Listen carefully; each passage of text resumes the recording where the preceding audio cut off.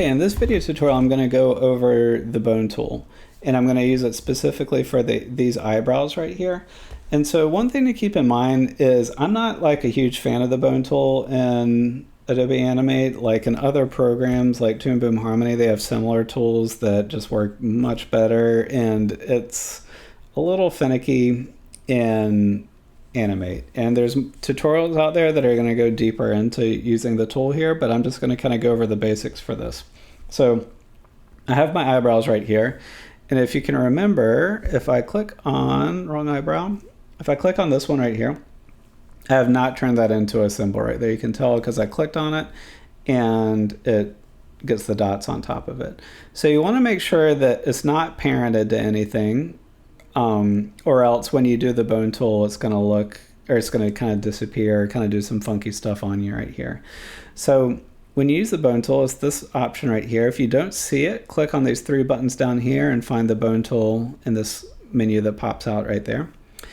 And you're going to click and drag to create your bones here. And the first bone that you create is the root, and that one's going to be kind of the anchor right here. So I'm going to click and hold right there, and you can see it created one. Then I'm going to click and hold again, and it's going to create the second right there.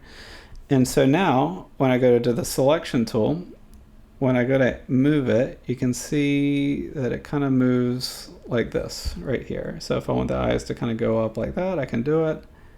And I generally recommend kind of softer kind of movements right here to kind of find the position that you want.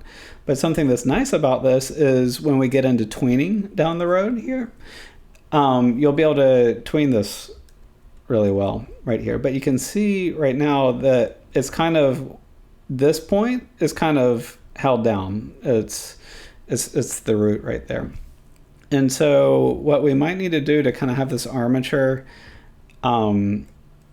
if we want to have like full control over it, I might need to create a null and parent this eyebrow to it, and then or this armature of the eyebrow, and then we're going to have like full control over this thing. So in order to do that, I'm going to press this plus button right here, and I'm going to call this right eye null. And if you recall from the last one of the more recent tutorials, I had created what I call a null object as a symbol before, but really all it was just, I just drew an ellipse and I hid it underneath the rest of my rig so that you can't see it, and then I parented things to it. So that's kind of the idea.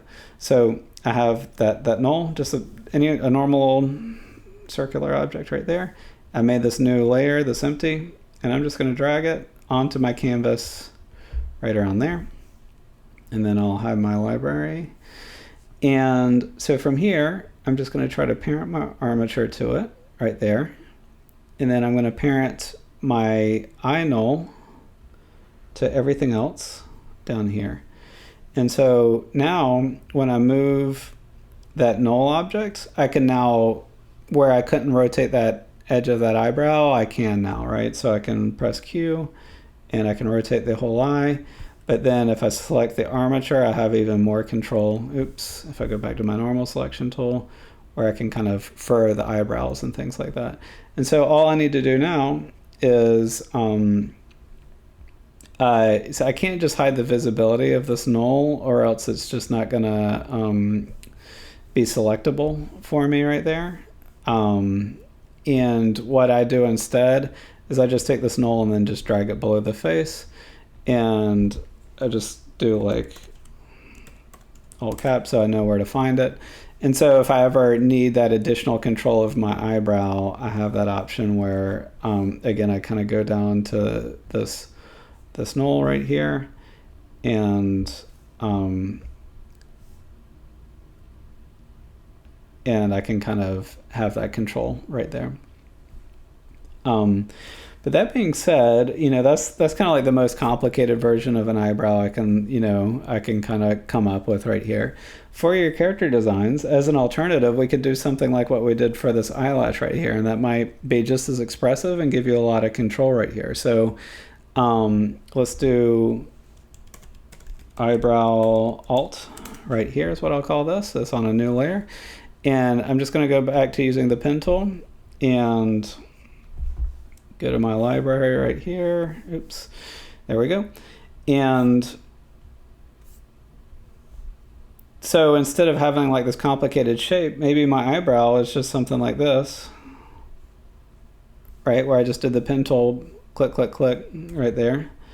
And so now if I want an angry eyebrow, I can just click like this and have an angry eyebrow. And then if I want like, you know, a sad eyebrow, you know, you can kind of control it like this and have more full control over it right here.